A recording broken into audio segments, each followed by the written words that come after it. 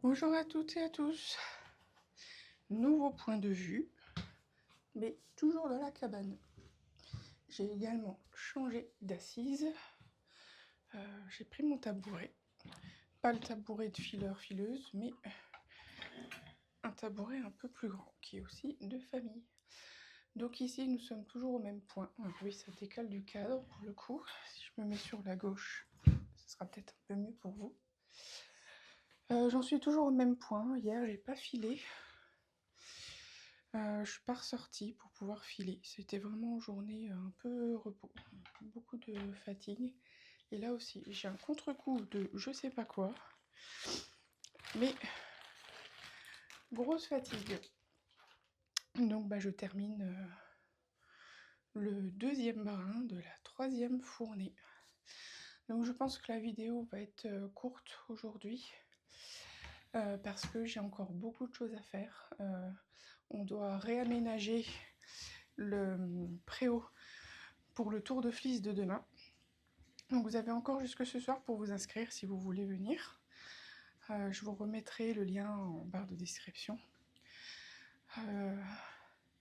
Demain ils annoncent de la pluie, mais un coup ils annoncent, un coup ils annoncent pas. Et bien souvent quand ils annoncent un truc, ça n'arrive pas. Donc je suis dans l'inconnu total pour la météo de demain. Quoi qu'il en soit, il est clair qu'il n'y aura pas de gros orages. Et donc si besoin de se réfugier à la fois au sec et protégé du vent, on pourra se mettre ici. Donc oui, dans la journée, il y a plusieurs choses à préparer, notamment réaménager tout le préau, parce qu'avec les grosses pluies, on a entassé en quelque sorte le salon de jardin pour l'éloigner de la pluie et le surélever pour, pareil, le protéger de l'eau qui arrive par ses pieds, par le bas. Bien que ce soit bétonné, hein, mais c'est justement, ça fait des flaques d'eau et ça peut abîmer le bois.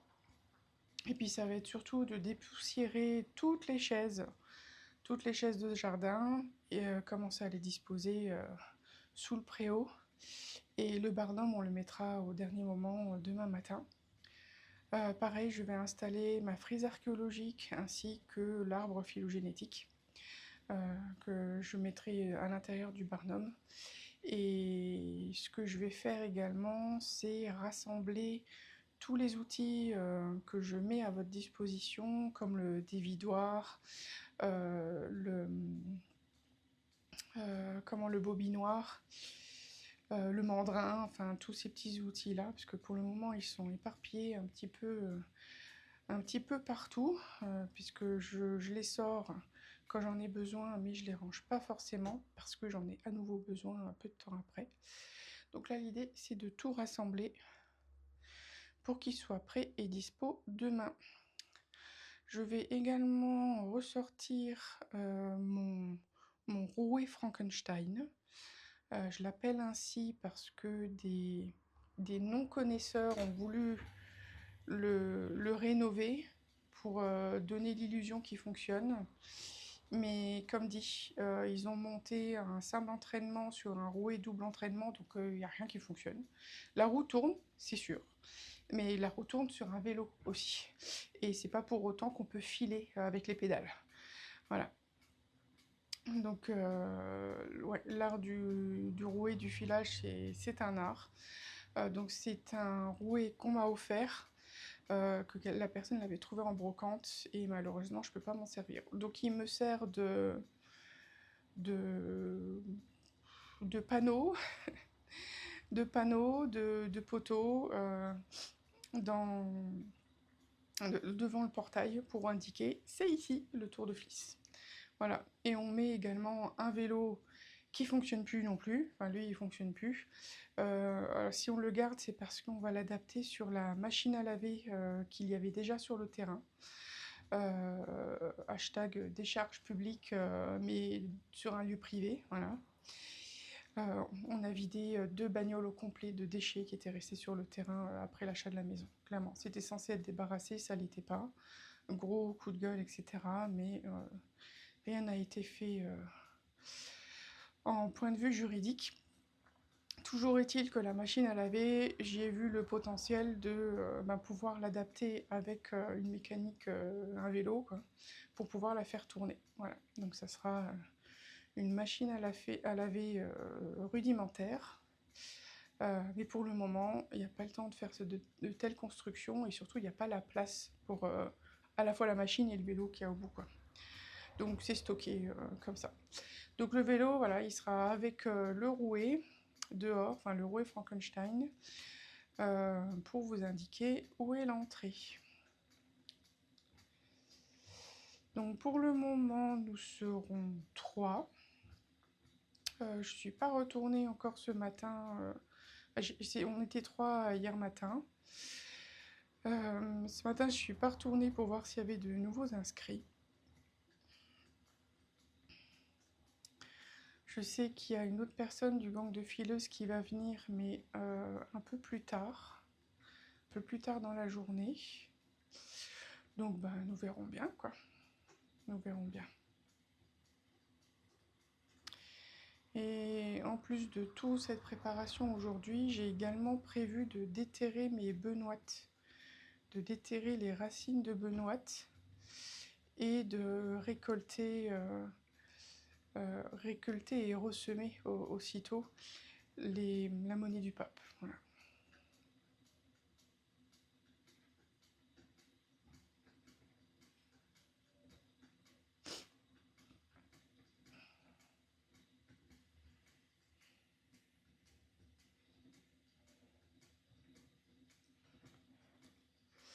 Voilà, donc ici, moi, j'ai pas fait beaucoup plus d'aménagement, de rangement. J'ai surtout vidé la table hier.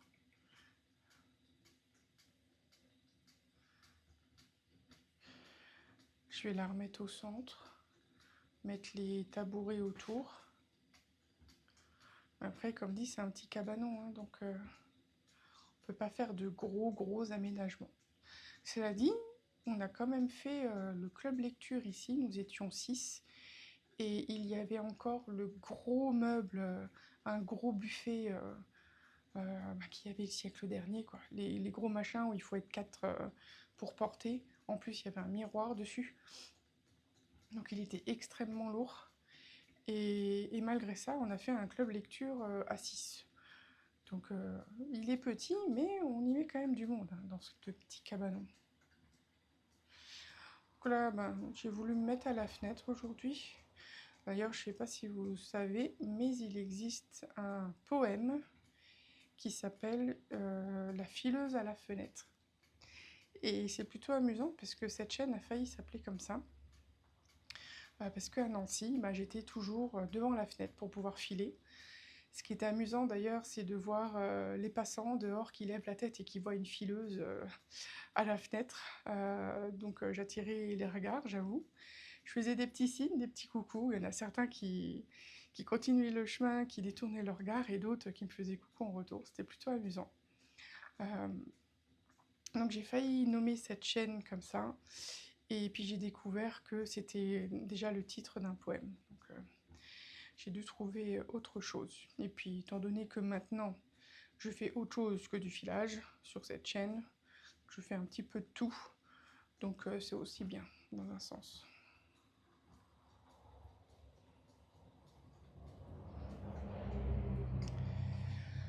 Voilà.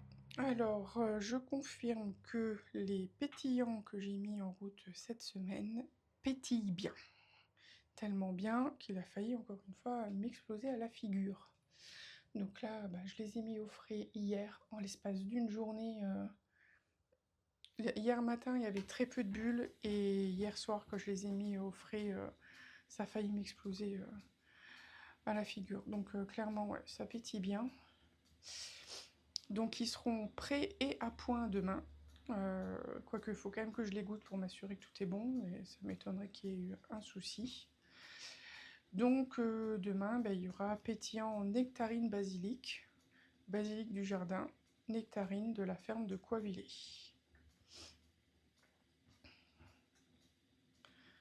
Avec encore les 2 autres pétillants qui restent, donc il y a une demi-bouteille de la même saveur, et une demi-bouteille des aromates du jardin, notamment de la menthe, de la mélisse, du basilic et de la sauge, et du lierre terrestre, pardon. La sauge, j'en ai mis ou j'en ai plus mis, je sais plus. À force, hein, je fais mes petits mélanges et je sais plus forcément ce que j'ai mis dedans. Parce que je note pas. Il faut toujours noter. Encore hier, je me suis fait avoir, j'ai voulu reprendre un ancien projet auquel j'avais retiré les aiguilles et le câble, puisque voilà, j'ai fait autre chose et j'avais besoin de ces aiguilles. Je ne sais plus quelle est cette autre chose et je n'ai pas noté sur un papier la taille des aiguilles qu'il fallait. Voilà. Donc forcément, ça m'agace. Et comme je sais plus exactement où j'en étais, et ben j'en ai recommencé un autre, carrément. Bon, j'avoue, c'est un prototype, donc il est plus ou moins normal que je commence plusieurs fois pour potentiellement le défaire. Parce que je crée le patron, je crée la dentelle. Oui, surtout la dentelle. C'est la première fois que je crée de la dentelle. Donc oui, ça me prend du temps. C'est pour un projet pour le moment secret que vous verrez sur cette chaîne. Mais ça sera pas avant 2027, donc il y a encore du temps.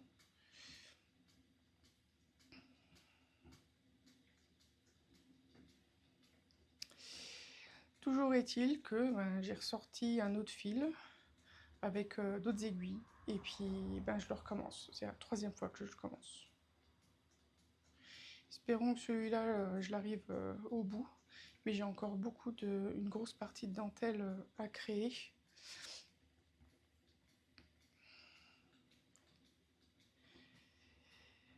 Et j'étais arrivée à ce point-là avec le deuxième prototype.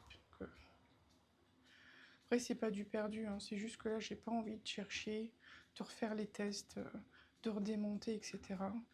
Donc je laisse tel quel, encore en plan, en fait, le deuxième proto, puis quand j'aurai bien avancé sur le troisième, voire que j'aurai fini le troisième, là, je pourrais basculer sur le précédent, potentiellement en l'adaptant légèrement, et puis voilà.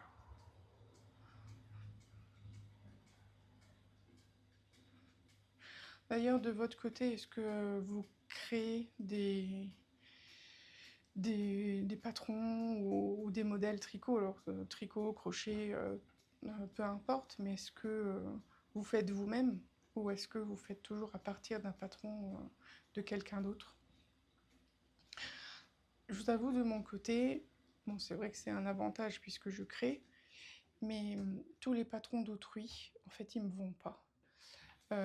Soit parce que ma manière de tricoter est trop atypique pour pouvoir coller parfaitement à l'échantillon et ce qui est demandé. Donc, il faut que je refasse tous les calculs avec mon propre échantillon. Donc au final, quitte à faire les calculs, autant faire le truc directement de mon côté, sans avoir besoin d'utiliser le patron. Et si c'est un patron de type vêtements, à nouveau, il y a ma morphologie qui va pas. Ou plutôt, c'est le patron qui va pas à ma morphologie, le modèle qui va pas à ma morphologie. Et donc, ça demande des adaptations qui sont couplées aux adaptations de ma manière de tricoter. Donc, encore une fois, il faut que je refasse tout, que je recalcule tout. Et je passe plus de temps à comprendre, à lire le patron et à l'adapter totalement à ce que je fais que à le tricoter parfois.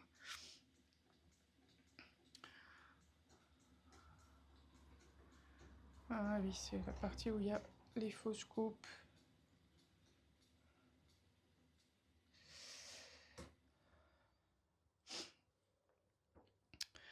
Voilà. Donc moi, je crée beaucoup, j'invente beaucoup.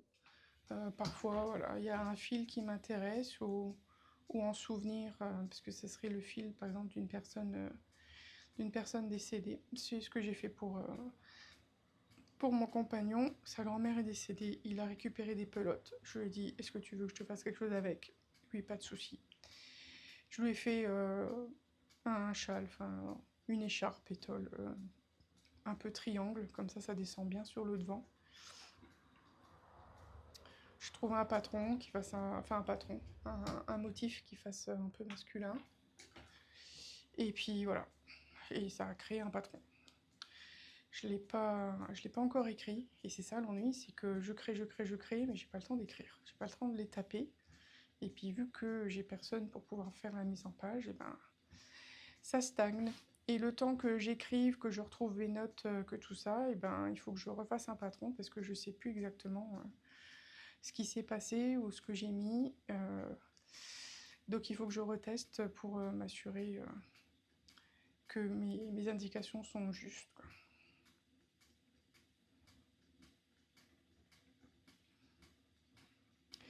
Eh oui, c'est pas de l'IA ici.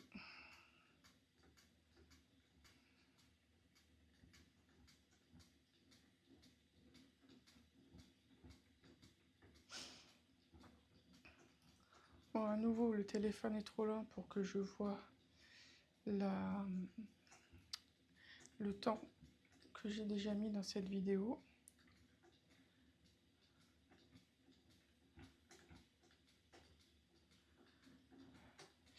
Et je pense qu'il va falloir que je resserre les deux barres de ma roue parce que elle bouge un peu, elle est plus droite. Alors c'est pas la roue qui est voilée, hein, en tout cas je pense pas. Et c'est vraiment les deux barres qui la maintiennent, qui ne sont plus solides sur leur base. Donc bon, comme on dit, un petit coup de tournevis et puis ça roulera à nouveau correctement. Parce que normalement la courroie elle est censée être au centre. Donc là aujourd'hui ça va. Mais quand je l'ai reprise, elle était totalement vers moi. L'ennui, c'est que l'épinglier, je ne pouvais pas le pousser davantage. Il était au maximum, ce qui n'est pas normal. Voilà. Ouais, bah, comme on dit, hein, c'est du bois. C'est une matière vivante. C'est pas parce que le bois a été coupé que ça reste totalement inerte. Ça évolue avec la pression, avec l'humidité, la chaleur. Et ça se décale, voilà, légèrement. Régulièrement et légèrement. Donc pareil pour les vis. Les vis qui sont en métal, en tout cas sur celui-ci, ils sont en métal. Sur le petit rouet que vous avez vu hier à la vidéo, je dis pas qu'il n'y a pas de métal, mais il y a beaucoup de pièces qui sont maintenues par des chevilles en bois.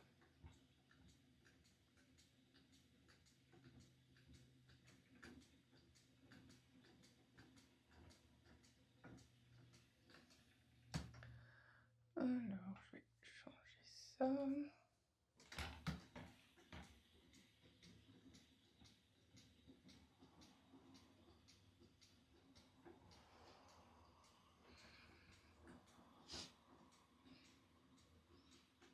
En tout cas, mon point de vue, il est super.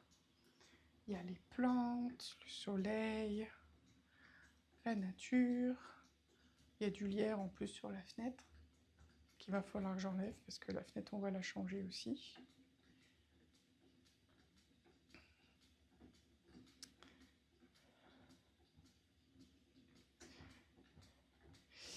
Mais tout ça est bien agréable. Ah, et puis j'ai le four solaire aussi à nettoyer. Puisqu'il y a un oiseau qui s'est soulagé juste au-dessus.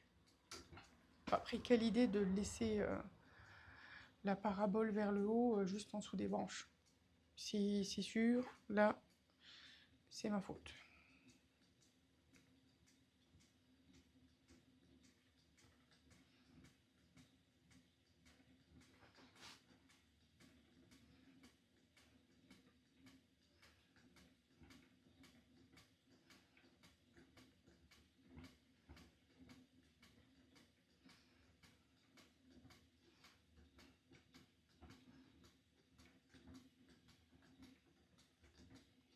J'ai toujours pas trouvé de musique hein, par rapport à mon rythme de rouée. Peut-être que vous en avez mis une idée sur la vidéo d'hier, mais j'ai pas accédé à YouTube au moment où je tourne cette vidéo. Donc je verrai ça tout à l'heure.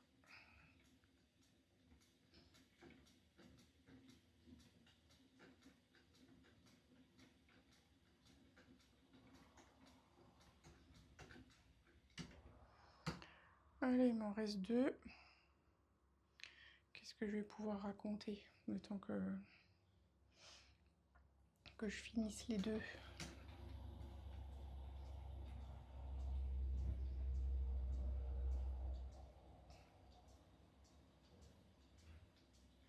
Ah si, il y a le métier à tisser préhistorique qui est remonté. Donc si vous venez sur le terrain, vous pourrez l'utiliser et m'aider à finir le tissage. J'avais créé... bon certes, j'ai fabriqué le métier pour pouvoir montrer à mes stagiaires quand elles sont venues bah voilà, l'origine, une des origines pardon, du tissage. Parce que ce métier est vertical et il date de moins 10 000 avant notre ère. Et donc on l'a monté avec des fils dont j'allais pas forcément me servir. Pour le coup, je me suis dit qu'il pourrait aider la contrée des Minies, et c'est pourquoi je l'avais amené à la fête de la laine, pour que les gens puissent l'utiliser. Et mon idée, c'était que le tissage se fasse sur toute la chaîne, pour pouvoir laisser la chaîne sur place si la contrée des Minies veut s'en servir, la vendre, la broder, enfin peu importe, faire ce qu'elle veut avec, et que je récupère le métier parce que bah voilà, j'en ai qu'un et j'en ai besoin puisque bah, moi je veux monter un vrai tissage et tissage officiel dessus. L'ennui, c'est qu'il y a peu de monde qui a tissé sur ce métier-là et que ça m'ennuie de le démonter puisque bah, la chaîne elle fait plus d'1,50 m. Donc pour moi c'est du gaspillage de fil si je le démonte et surtout si je le jette. Donc l'idée c'est bah, de faire un peu de tissage, comme ça ça m'aide à avancer le truc. Et une fois que c'est fini, ben, je peux le démonter le métier et remonter complètement une chaîne avec des beaux fils et dans le but voilà, d'en faire quelque chose potentiellement pour de la vente.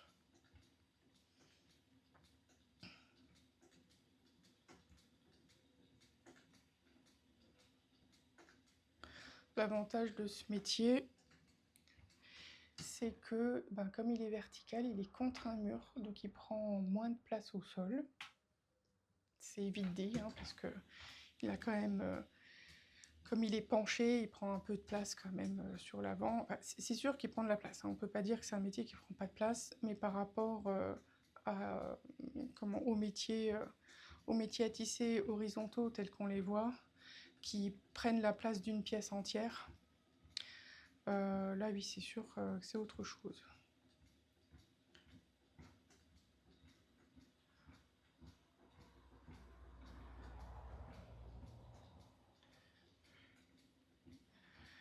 Voilà, j'arrive au bout, il n'en reste plus qu'un.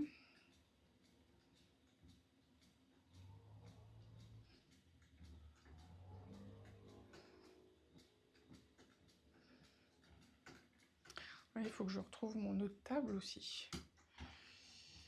Parce que ben, il me faut une table pour mettre tout le petit matériel. Et puis une table où on pourra manger dessus. Accessoirement, c'est plutôt bien quand même de manger. Pour éviter d'avoir à tout pousser, tout enlever.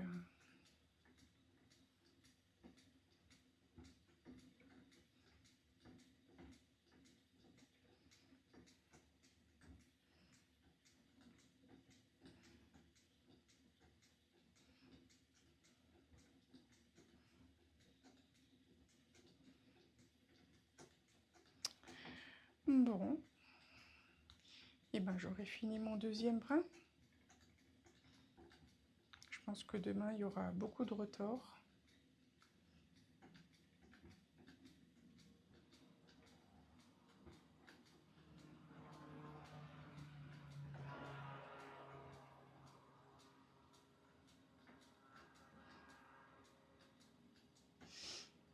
Donc, concernant demain, le petit rappel, je ne sais plus si je l'ai déjà dit en début de vidéo, c'est que ben, il n'y aura pas de vidéo parce que je passe une journée sans technologie moderne au maximum.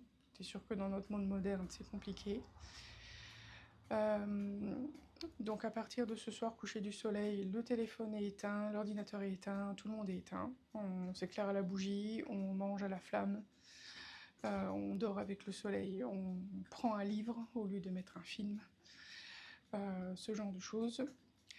L'exception que je vais faire, c'est que je conserverai le téléphone jusqu'à ce que toutes les personnes arrivent demain pour pouvoir les guider sur le chemin si besoin et au cas où, et en cas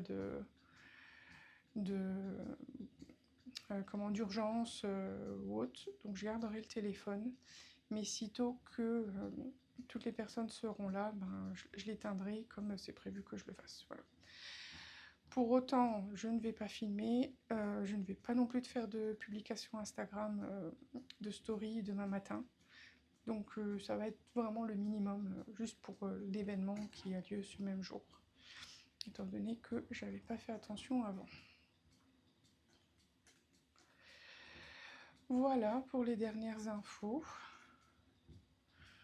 Moi j'arrive là à la toute fin du deuxième brin.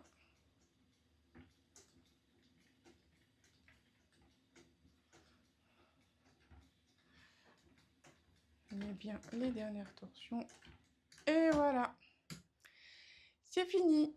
Et ben ça fait du bien. Truc de plus de moins. Voilà, et bien sur ce, je vous souhaite un bon samedi, un bon dimanche demain. J'espère que vous pourrez continuer à filer. Donc, comme dit, hein, le défi de filer tous les jours, il aura lieu. C'est juste que je ne vais pas tourner pendant ce moment-là. Voilà, sur ce, bon week-end à vous et à bientôt.